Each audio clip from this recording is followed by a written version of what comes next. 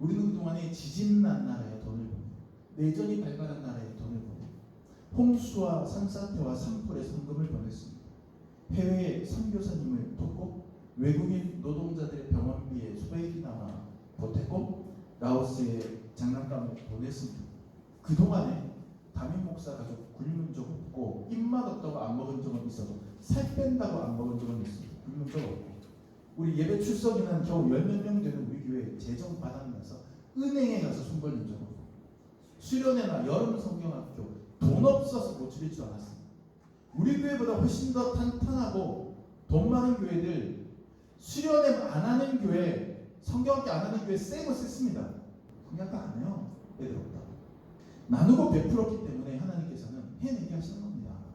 하나님이 우리에게 삼시세끼 굶지 않고 먹을 수 있는 양식을 주신 것은 먹지 못한 이들과 콩 한 쪽이라도 나눠 먹으라고 주신 겁니다.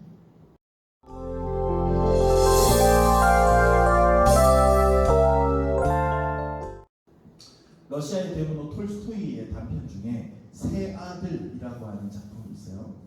한 아버지에게 세 아들이 있었습니다. 어느 날 이 아버지가 첫째 아들을 불러서 자기 재산과 토지를 나누어 주면서 이렇게 얘기합니다. 가서 나처럼 살아가도록 하여라. 그러면 행복해질 테니. 첫째 아들은 그 재산을 받아가지고 나오면서 곰곰이 생각합니다. 아버지처럼 살아가는 게 뭘까?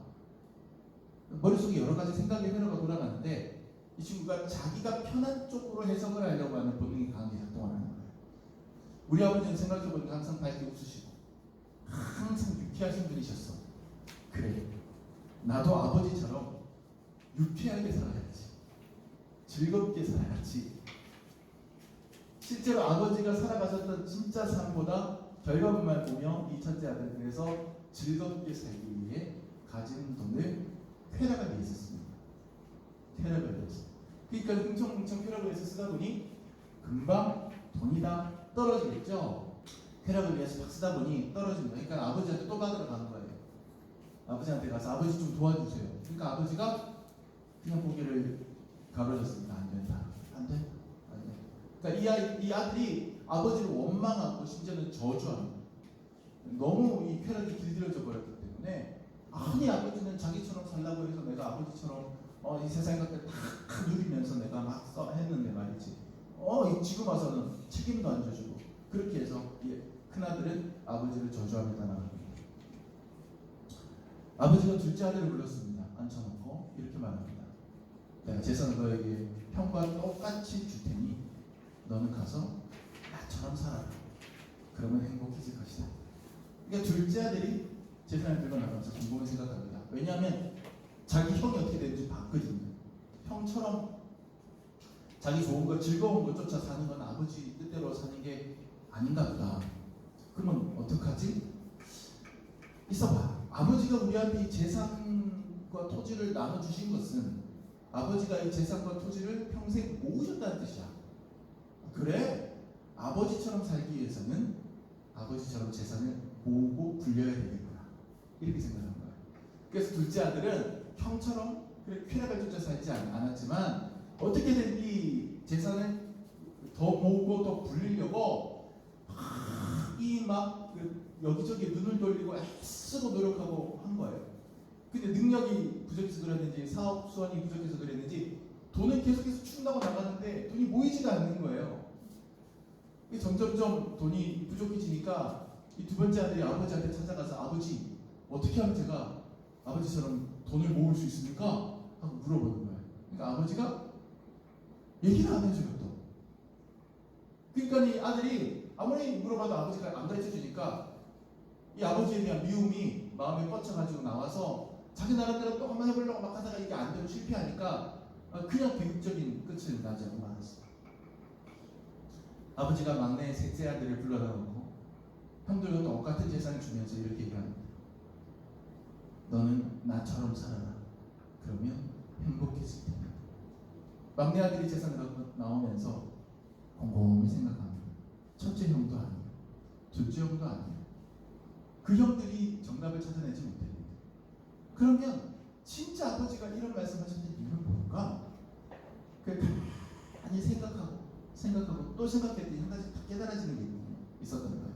그게 뭐냐면 평생 아버지는 아버지 스스로의 인생이 없이 오직 자식들을 위해서만 희생하며 다 사신 거예요. 모든 시간. 그것이 깨달아지는 순간 이 막내 아들이 무릎을 탁 치면서 생각한 거죠. 그래, 아버지는 다른 사람을 위해서 살았어. 우리 자식을 위해서 살았어. 나처럼 살아라 라고 하신 말씀은 아버지가 우리 아들들을 위해서 살아가셨던 것처럼 다른 사람들을 위해서 살아가라는 뜻이야 라고 생각을 하고 이 아들이 이제 자기가 가진 아버지가 주신 재산을 가지고 다른 사람들 돕기 시작합니다. 그러자 갑자기 아버지가 호연히 나타나서 네가 귀한 것을 깨달았구나. 네가 깨달은 것을 가지고 가서 이 땅의 젊은이들에게, 청년들에게 깨달은 것을 가르쳐 주거라 하고 보낸다는 이야기예요. 그리고는 톨스토이가 이 짧은 이야기 뒤에 이 이야기에 대한 해석까지 다 붙여놨어요. 해석까지 다 붙여놨어요. 이 이야기에서 보통 작가들이 읽지도 안 하거든요. 얘기만 하고 이제 독자들 상상력에 덧붙이는데 제가 볼 때 톨스토이가 설교의 예화처럼 쓰려고 한 것 같아요. 그 뒤에 주석을 다 붙여놨어요. 이 이야기에서 말하는 아버지는 하나님이고 세 아들은 우리 인간들이고 우리 인간들에게 맡겨주신 그 세 아들들에게 나누어 주었다라고 하는 재산만 터지는 우리의 삶이다. 그렇게 얘기를 합니다. 그 삶을 가지고 어떻게 살아가느냐, 자기의 쾌락만 쫓아 살아가느냐, 아니면 아둥바둥 그것들을 갖다가 모으려고 살아가느냐, 아니면 내게 주어진 물질과 시간과 삶을 통하여 다른 이들을 이롭게 하기 위하여 살아가느냐. 진짜 행복이 뭐냐? 아버지는 세 번째 아들이 아버지처럼 살아가는 것이다 라고 인정해 주셨다는 거예요. 오직 아버지의 참뜻을 깨달은 사람만이 아버지처럼 살아갑니다. 우리의 아버지 되신 하나님이 어떻게 하셨느냐? 그분은 어떤 삶의 본을 우리에게 보여주셨느냐? 근데 목사님 그 이야기가 재밌긴 한데 말이 안 됩니다. 아버지 하나님처럼 살아라는 이 이야기의 이야기라면 우리는 아버지 하나님을 본 적이 없는걸요. 우리 믿음으로서만 하나님을 아버지라고 고백하지. 하나님이 어떻게 사시는지 우리는 모르거든요. 그럴 수 있습니다. 그런데 사도 바울이 우리에게 가르쳐주는 게 하나가 있어요. 오늘 말씀 9절 한번 찾아서 읽어보시죠. 우리 주 예수 그리스도의 은혜를 너희가 알거니와 부요하신 이로써 너희를 위하여 가난하게 되시니 그의 가난함으로 말미암아 너희를 부요하게 하려 하십니다. 아멘. 성부 하나님 어떻게 사셨는지 모르지만 성자 예수님이 어떻게 사셨는지는 하나님께서 말씀을 통하여 성경을 통하여 우리에게 알려주셨어요. 그 예수님이 어떻게 사셨느냐? 부요하신 자, 부요하신 이에요. 부요하시다는 것은 하늘의 주인이잖아요. 천지의 대주제이시잖아요. 세상 모든 것들을 손에 쥐고 계신 분이잖아요.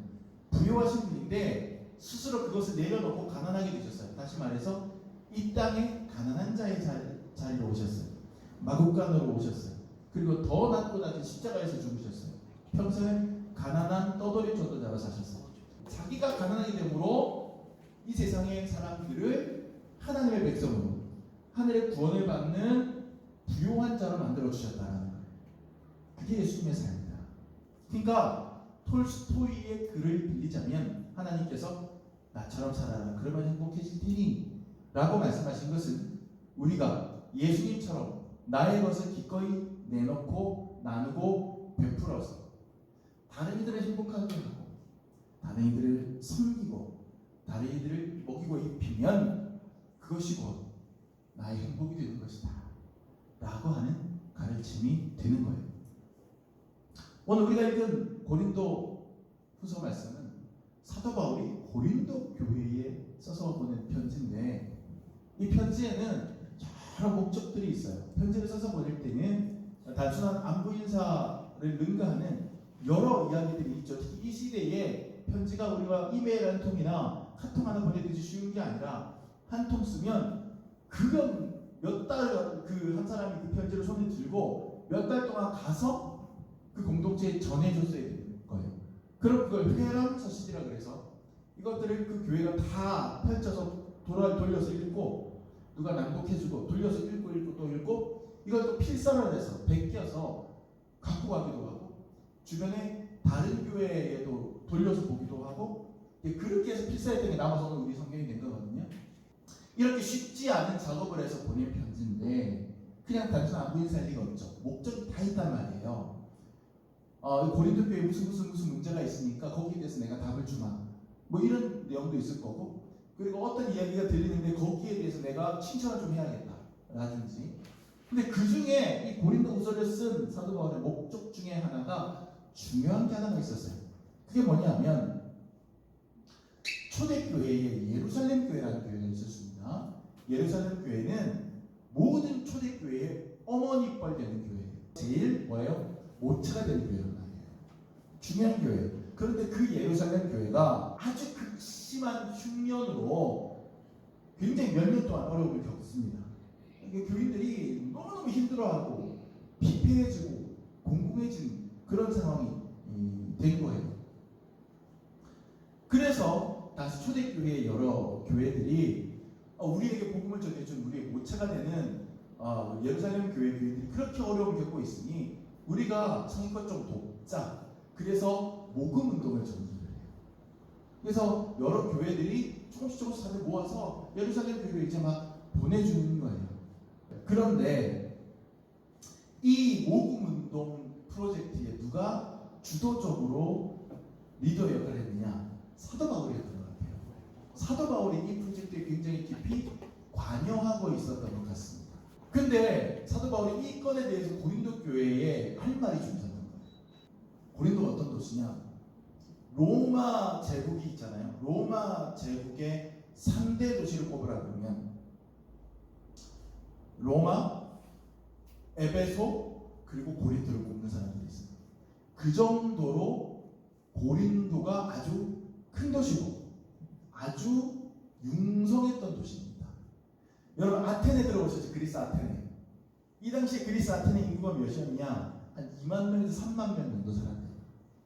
근데 이 시대에 고린도의 인구가 몇 명이냐? 70만 명이었어요. 엄청난 거죠?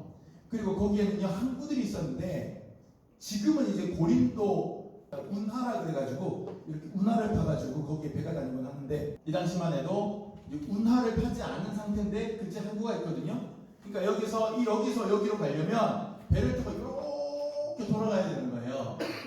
그러니까 고린도에서 어떤 그 프로젝트를 했냐면 육지 운하 비슷한 그런 거를 한 거예요. 쉽게 말하면 항구에 배가 들어오면 반대쪽 항구까지 육지로 배를 운반을 해줘요.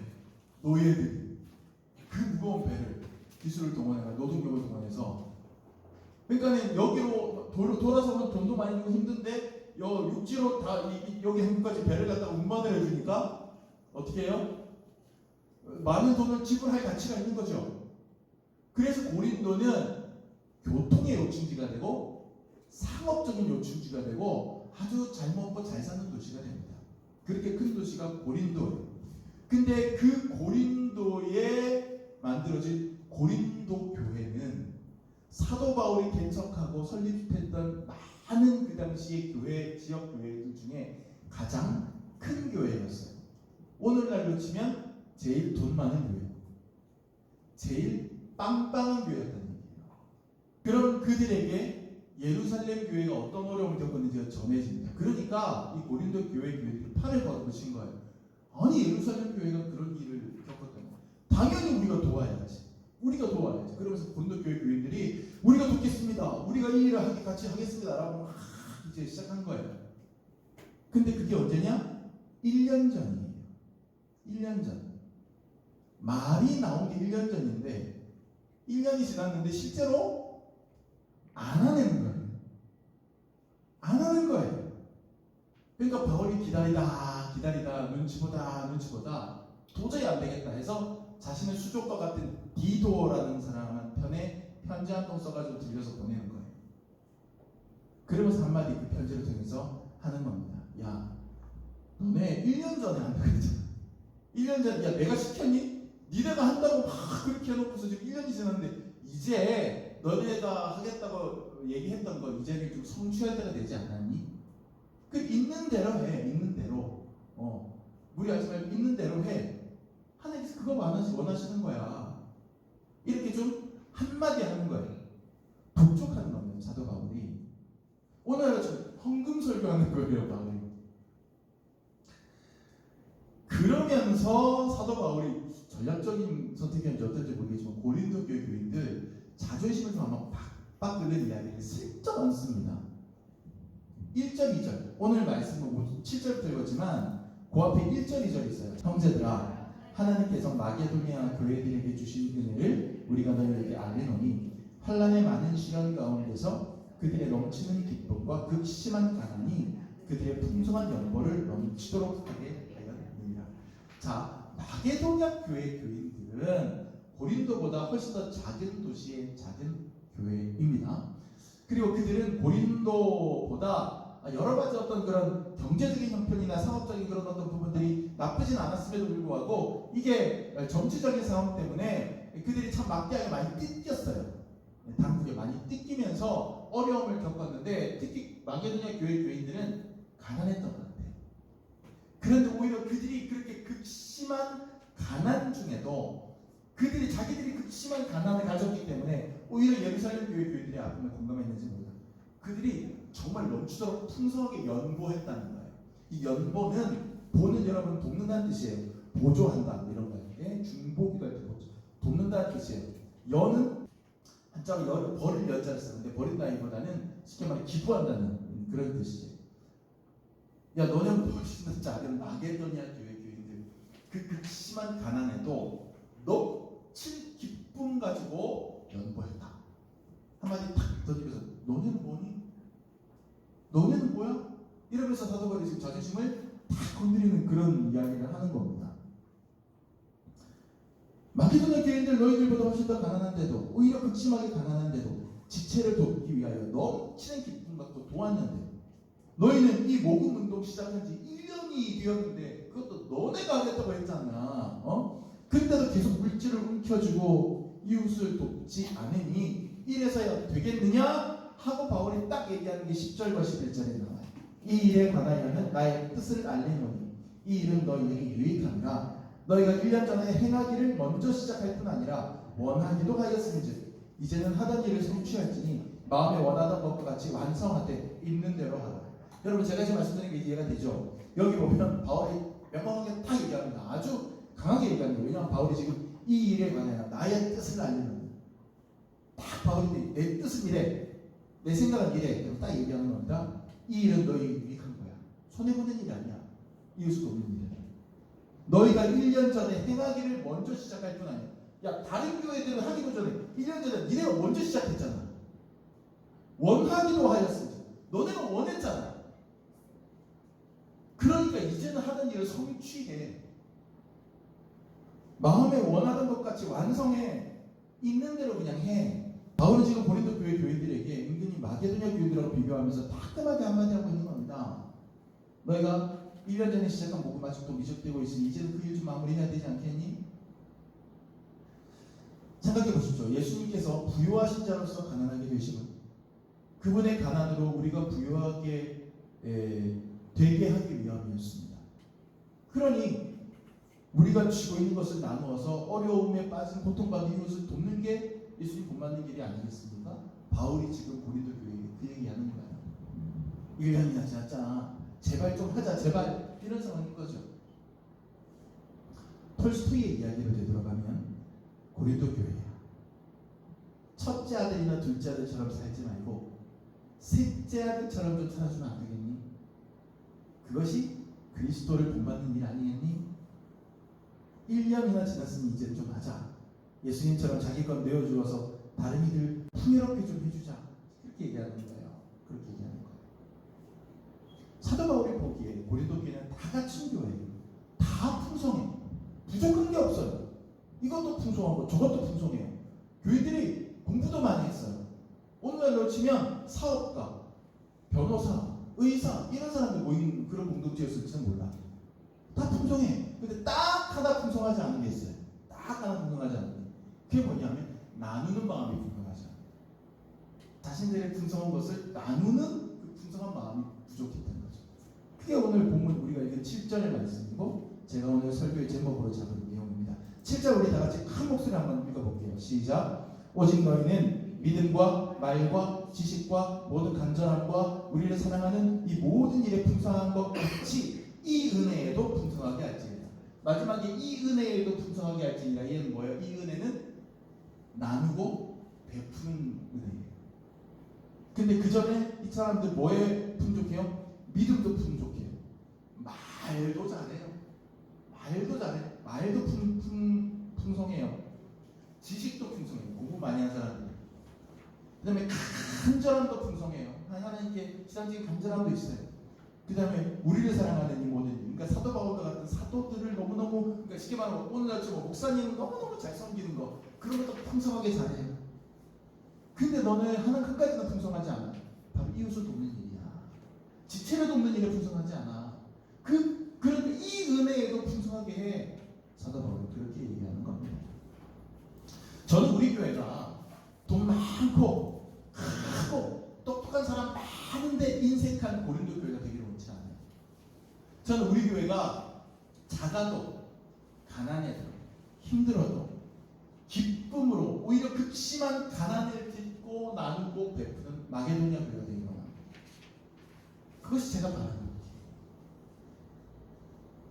개척 초기부터 우리 교회와 함께 하신 분들, 개척 초기부터 제가 계속해서 말씀드리고 이야기하고 말씀드리고 또 이야기하는 그런 저희 목회 철학이 있죠. 뭡니까? 저는 우리 교회가 아무리 작고 우리 교회가 아무리 재정이 열악해도 어려운 이웃들을 위해서 우리 교회의 재정 일부를 사용해야 한다면 망설이지 말아야 한다고 저는 믿습니다. 그렇게 가르쳤습니다. 그리고 그렇게 목회해왔습니다.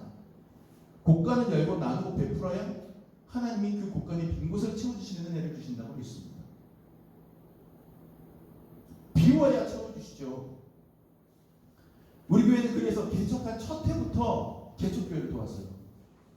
제가 개척한 첫 해에 특별헌금해가지고 전국 개척교회 연합회에 미자립 개척교회, 우리 교회가 더 큰 교회였을지도 몰라. 도움받은 교회. 그런 교회에 헌금 보내고 쌀 사라고 보내고 그랬습니다.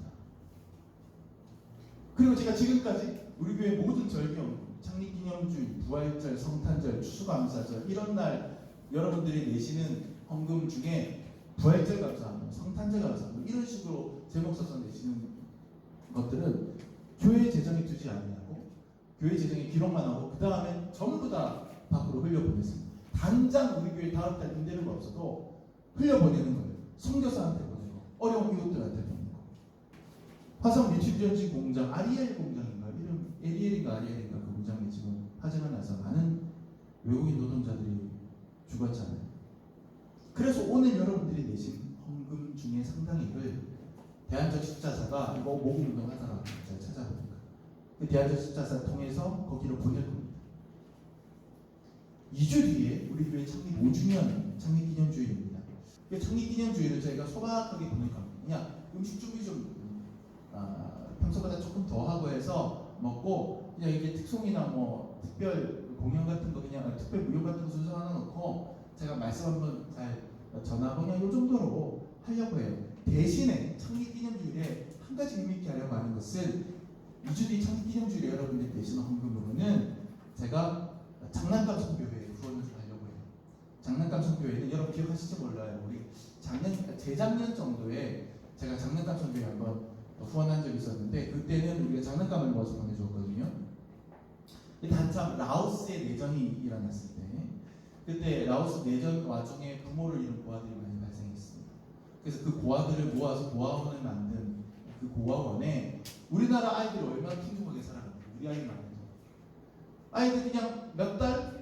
한 1, 2년 갖고 놀다가 멀쩡한데 그냥 안 갖고 노는 장난감들이 있어요. 그것들 싹 모아가지고 라오스의 어린이한테 보내주면 그 어린이들이 부모 없는 아이들이 그것을 너무너무 재밌게 노는 거예요. 꿈을 키우면서. 그거 시작하신, 그 사역 시작하신 목사님이 계세요. 김포의 무지개교회 이주호 목사님이라고. 근데 그 목사님 통해서 제가 장난감 선교회에 동참했었습니다. 그리고 한 2주 동안 못했는데 제가 최근에 알아보니까 이게 장난감만 모으는 게 문제가 아니고요. 모아진 장난감, 그 목사님 계속해서 꾸준하게 그거 하고 계시더라고요. 라오스에도 보내고 지금 한 2주 전에는 캄보디아에도 보내고. 장난감이 모이는 거는 모이는데 이걸 라오스, 캄보디아 현지로 보내려면 항공 배송료가 이게 필요합니다. 한 번만. 근데 그 김포구시교회가 우리 교회 정도, 우리 교회보다 조금 더 큰 교회 그렇거든요. 여러분 정말 이 귀한 일에 헌신하시는 목사님들은요, 마게도니아 교회, 마게도니아 목회자 같은 분들이 하십니다. 그걸 하시는데 그 배송비가 필요한 거죠. 그래서 제가 다다음 주 창립기념주일날 우리가 내신 헌금으로는 제가 한번 그 장로감 선교회 배송비를 한번 부어라는 거예요. 우리 교회에. 사람들은 누를지 모릅니다. 목사님 교회 2층으로 확장 이전하면서 임대료 관리비가 몇 배 뛰셨는데 교회 재정 훨씬 더 빠듯하고 운영 쉽지 않은 거 아는데 연말에 당회구역회 할 때 재정 보고한 거 보니까 아유 큰일 났다 싶었는데 아니 그런 돈이 어디 있습니까? 한 푼이라도 교회들 헌금 내는 거 세이브를 하셔야죠. 근데 저는 명확하게 답합니다. 그렇게 생각했으면 여기까지 못했어요. 못 왔어요. 참 괜찮다고 지금까지. 보내야, 흘려보내야 하나님 우리에게 그 자리에 하늘의 만나를 내려주십니다. 이웃을 위해 비운 곳간 하나님은 빈 공간을 결코 그냥 두지 않고 몇 배로 채워주시는 것을 믿자. 그 믿음 하나님 앞에 보이자. 제가 그렇게 말하는 거죠. 그래서 11평도 안 된 1집 카페에서 75평 이 공간으로 올라오기까지 3년 동안 우리가 이렇게 하려고 악착같이 돈을 모은 줄 아십니까? 아닙니다. 우리는 그동안에 지진난 나라에 돈을 보내고 내전이 발발한 나라에 돈을 보내고 홍수와 산사태와 산불에 성금을 보냈습니다. 해외에 선교사님을 돕고 외국인 노동자들의 병원비에 소액이나마 보탰고 라오스에 장난감을 보냈습니다. 그동안에 담임 목사 가족 굶은 적 없고 입맛 없다고 안 먹은 적은 있어도 살 뺀다고 안 먹은 적은 있어도 굶은 적 없고 우리 예배 출석이는 겨우 10몇 명 되는 우리 교회 재정 바닥나서 은행에 가서 손 벌린 적 없고 수련회나 여름 성경학교 돈 없어서 못 드릴 줄 알았습니다. 우리 교회보다 훨씬 더 탄탄하고 돈 많은 교회들 수련회 안 하는 교회 성경학교 안 하는 교회 쌩을 셌습니다. 진짜로 여러분 한번 나가서 물어보세요. 정말 여름 수련회 정교회 하는 교회 몇 개 된다고 생각하십니까? 여름 성경학교 없어진 지 오래된 교회들 수트로 빽빽합니다. 출석교회 40명 50명 성경학교 안 해요. 애들 없다고. 근데 우리는 애들 2명 3명밖에 없어도 지역 주민 아이들 초청해서라도 성경학교 제대로 하잖아요. 나누고 베풀었기 때문에 하나님께서는 해내게 하시는 겁니다. 그러니 우리는 믿음의 눈으로 오히려 흘려보내야 되는 거예요. 마게도니아 교회죠. 하나님 우리에게 삼시세끼 굶지 않고 먹을 수 있는 양식을 주신 것은 삼시세끼 먹지 못하는 이들과 콩 한 쪽이라도 나눠 먹으라고 주신 거예요. 우리가 먹고 배부르고 쟁여두고 흐뭇해하라고 주신 게 결코 아닙니다. 저는 엊그제 작년 성탄절에 우리 교회에 와서 성탄절 예배 때 설교해 주셨던 김은래 선교사님이 리더로 이끄시는 동아프리카 단기 선교팀 파송 예배에 순서 하나를 맡아서 다녀왔습니다. 야, 거기에 팀원으로 참가하시는 분들이요 정말 자기 헌신이잖아요. 교회에서 웃겨가지고 막 담임 목사님 으쌰으쌰 갑시다 이것도 아니에요.